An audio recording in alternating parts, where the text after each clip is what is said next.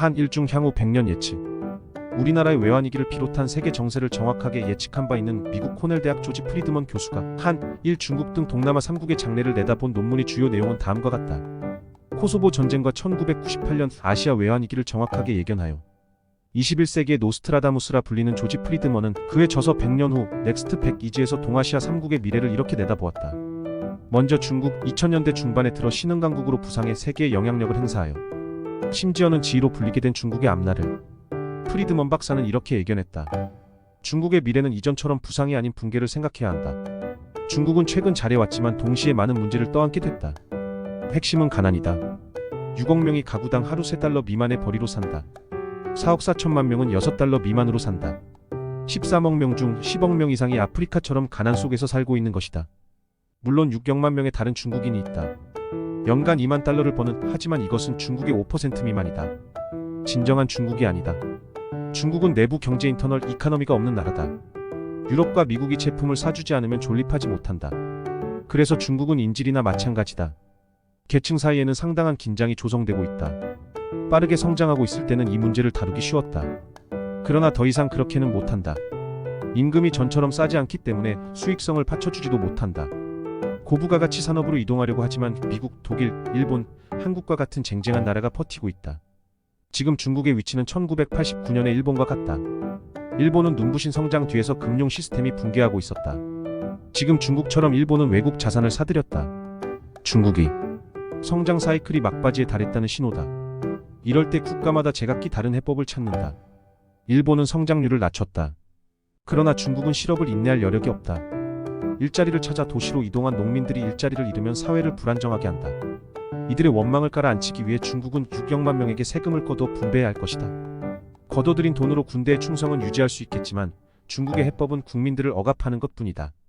다음 경제대국 일본. 프리드먼 박사는 일본의 무서운 단결력이 아시아 최강으로 복귀할 것으로 내다봤다. 그가 일본을 높게 평가하는 이유는 경제의 볼륨에서 중국과 동등하다. 일본은 국방력이 강하고 빈곤층이 적다. 일본은 무엇이 문제인지를 알고 있고 해결할 능력이 있다. 일본은 단일국이다. 최근 대지진에 나타났듯 일본은 놀라운 단결력과 유대감을 갖고 있다. 한국도 그렇게 못한다. 일본에는 외부에서 보는 것보다 훨씬 강한 비공식적 사회 통제가 존재하는 고도의 응집사회다. 경제가 크고 교육 수준이 높고 정부를 따르는 국민이 있는 나라가 왜 쇠퇴하겠는가? 외부에선 저성장, 고령화 등 많은 문제를 안고 있다고 말하면서 일본 경제가 정체된 20년을 잃어버린 20년이라고 한다. 하지만 이것은 일본의 목표에 대한 오해다. 일본적 가치에 서양적 관점을 적용한 것이다. 일본은 기업의 이윤을 희생하면서 사회적 핵심 가치인 고용을 유지했다. 20년을 잃어버린 것이 아니라 가치를 보존한 것이다. 일본도 더 이상 빚을 쌓아가며 가치를 보호할 수 없다. 일본 역시 경제와 사회 구조를 바꿔야 한다.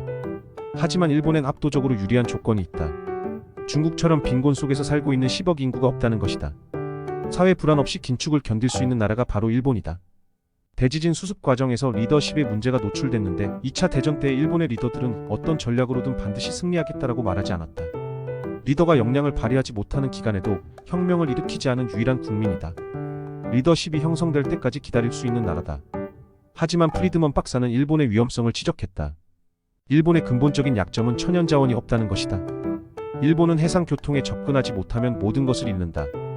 호르무스 해협, 말레카 해협, 남중국해 모두가 일본의 생명선이다. 그래서 일본은 늘 걱정을 안고 있다. 이 생명선에서 위기가 발생했을 때 해결책을 찾지 못하면 다시 공격적으로 변할 여지가 있다. 일본은 힘을 회복하면 필연적으로 해군력을 증가시킬 것이다. 공격적인 일본에 대처할 전략을 개발해야 한다. 끝으로 한반도는 중국일 볼러시아에 둘러싸인 폭탄 같은 존재다. 쇠퇴하는 중국이 과연 5년 후에도 북한을 지지할 수 있을까? 통일은 10년에서 20년 안에 될 것이다. 한국인들이 원하는 일인지는 모르겠지만 한국은 북한 문제를 다룰 때 미국의 도움을 필요할 것이다. 통일 후 금융 문제가 닥칠 때 더욱 그럴 것이다. 통일 한국을 바라보는 주변국 중 미국은 다른 대안이 없으니 환영할 것이다. 일본은 반대하지 않겠지만 기뻐하지도 않을 것이다. 중국은 북한에 대한 통제력을 잃는 상태에서 반대할 이유를 찾기 어렵다. 한국엔 북한의 붕괴가 그동안 이룬 경제 성과를 무너뜨릴 것이란 공포가 있다. 하지만 한국은 역동적인 국력을 보유하고 있다. 북쪽에 무슨 일이 발생하든 국력은 유지될 것이다. 통일 후 10년은 고통스럽겠지만 길게 보라. 북한의 땅과 자원, 값싼 노동력에 남한의 기술자 볼 리더십이 합쳐지면 엄청난 시너지가 발생한다. 나는 늘 한국이 통일됐을 때 만주가 어떻게 될지 궁금하다. 중국은 내부를 통제하기에 급급할 것이다. 러시아도 극동아시아에서 영향력이 약화되고 있다. 일본은 거리가 너무 멀다. 한국이 통일되면 만주 지역에서 큰 기회가 열릴 것이다. 통일이 되면 한국은 강대국이 될 것이고 일본의 가시 같은 존재가 될 것이다. 죽일 정도는 아니지만 충분한 위협이 된다는 뜻이다. 향후 10년간 서태평양 지역에서 한국은 미국의 가장 강력한 협력국이 될 것이다. 역사적 배경 때문에 한국은 일본을 경시하며 중국을 불신한다. 그렇다고 미국과 편안한 관계에 있는 것도 아니다. 하지만 일본이 강해지고 중국이 약해질 때 한국은 미국을 필요로 할 것이다. 미국도 일본과 중국의 균형을 맞추기 위해 한국에 의존할 것이다. 한국은 상당한 규모의 기술 중심지가 됐다. 중국은 위기를 극복하기 위해 한국의 기술을 갈망할 것이다. 미국은 기술 이전에 대한 부분적 통제권을 확보함으로써 중국에 대한 영향력을 증가시키려 할 것이다. 조지 프리드먼 박사는 미국 코넬대 정치학 박사 출신으로 그가 1996년 설립한 싱크탱크 스트래포는 미 국방부를 포함해 각국 정부와 포천 500대 기업이 주 고객이다. 그가 온라인으로 제공하는 정보는 220만여 명의 유료 회원이 접속해보고 있다. 20세기 말에 일어난 코소보 전쟁을 정확하게 예측했다. 이후 미국 방부는 얼리버드라 불리는 조간 브리핑에 그가 제공하는 정보를 매일 포함시키고 있다. 그는 또 아시아 외환위기를 정확하게 예측했고 세계경제포럼은 연례 행사에서 스트래포의 보고서를 공식 배포하기도 했다. 100년 후 넥스트 100 출간되자마자 미국과 일본 그리고 한국에서 동시에 선풍적 인기를 몰고 단숨에 베스트셀러가 되었다. 한국인 그들은 누구인가? 얼마 전 한국인의 양심과 정직성을 테스트한 재미있는 기획물이 TV에서 방영된 적이 있었다. 해외 언론에서 한국인의 양심을 실험해본 기획 프로그램이었다. 100개의 종이 가방에 아름다운 꽃과 함께 선물을 포장한 후 선물 꾸러미를 팩대의 지하철 각 노선에 골고루 분산 배치하여 좌석 한쪽에 놓아두었다. 물론 각 100개의 선물 꾸러미에 GPS를 장착해서 어디로 사라지고 또 몇 개나 돌아오는지 알아보기 위한 흥미로운 실험이었다. 이윽고 실험은 시작되었고 시간이 지나면서 실망스러운 상황들이 벌어지고 있었다. 종이 가방의 GPS가 다른 곳으로 향하고 있는 모습들이 관찰되었다. 열차 안에 그대로 남아있는 선물 꾸러미는 100개 중 고작 6개뿐이었다. 실험을 시도한 외국 언론은 나머지 94개를 GPS로 찾아가 보았다. 최종 결과 유실물 센터에는 81개의 선물 꾸러미가 보관되어 있었다. 놀라운 반전이 아닐 수 없었다. 남의 물건을 탐내지 않고 주인을 찾아달라고 유실물 센터에 맡겼던 것이다. 이 시대 해외에서는 상상도 할 수 없는 일들이 한국에서는 아무렇지 않게 일상적으로 일어나고 있다. 세계를 좌지우지하는 미국인의 국민성은 어떨까?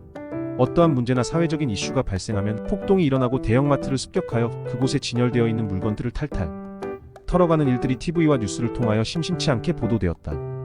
그러나 그곳에도 놀라운 반전이 있었다. 대형마트가 폭도들에 의해 털리고 어떤 직원이나 경비도 없는 상황이었다. 그런데 어느 한 사람이 필요한 물건을 들고 나오면서 카운터에 그 값에 합당하는 지폐를 놓고 나가는 이상한 행동이 목격되었다. 그 모습은 고스란히 CCTV로 녹화되었고 그 양심적인 사람이 누구인지 추적 조사한 결과 그 사람은 놀랍게도 한국인이었다. 그 사실은 곧 모든 방송에서 보도되었고 양심 있는 미국인들은 반성하고 부끄러워하며 한국인들을 다시 평가하게 되었다.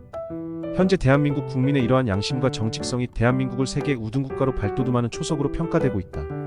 도서관이나 커피숍에서도 아무렇지 않게 노트북과 스마트폰을 책상 위에 놓고 자리를 비워도 누구 하나 가져가는 사람이 없음이 일상화되어 가고 있다.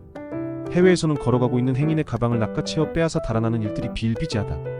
이렇게 양심 바른 한국인들의 국민성과 의식 수준이 많은 외국인들을 감동시키고 있다. 경남 밀양의 어느 사거리에서 발생한 일이다. 트럭에 싣고 가던 소주병이 도로에 쏟아져 순식간에 아수라장이 되어 일대가 마비되었다. 그런데 그 순간 누구랄 것도 없이 지나가던 학생들과 행인 그리고 인근의 상인들이 쏟아져 나와 그 많은 깨진 소주병 조각들을 단 5분 만에 깨끗이 치워서 도로를 정상화했다. 이 놀라운 뉴스가 해외 언론에 소개되어 화제가 되기도 했다. 택배기사가 아파트 문 앞에 물건을 그냥 놓고 가도 누구 하나 가져가는 사람이 없는 대한민국이다. 어느 날 한 외국인이 음식점에서 식사 중 시끄럽게 대화하던 옆자리에 다른 일행들이 갑자기 모두 없어진 것을 보게 되었다. 그는 그 일행이 계산도 하지 않고 모두 도망갔나 하고 혼자 생각했다고 한다. 그런데 웬걸 갑자기 그 일행들이 아무렇지 않게 들어와 다시 음식을 먹으며 소주잔을 기울이고 있는 모습이 놀라웠다고 한다. 식사 중간에 잠시 흡연하고 돌아왔던 것이다. 음식점 주인은 신경도 쓰지 않는 눈치였다고 말하며 한국의 문화를 부러워했다. 해외에서는 이런 일들을 상상할 수도 없는 것이 현실이다. 양심 가게 및 무인 점포 등 한국인들의 양심을 믿고 생겨나는 새로운 아이디어 사업들이 속속 개발되는 이유이다. 해외에서는 상상할 수도 생각할 수도 없는 일들이 요즘 우리 대한민국에서는 자연스러운 현상으로 인식되는 것은 우연이 아닐 것이다. 그런데 참으로 이상한 것이 있다. 왜 대한민국 국민들은 이렇게 정직하고 양심적인데 정치인이나 언론 그리고 권력자들의 의식 수준은 후진성을 면치 못하고 있는지 도무지 이해되지 않는다. 그러나 대한민국 국민들의 양심에서 희망의 빛을 본다. 기쁘고 행복한 화요일 오후입니다. 받은 글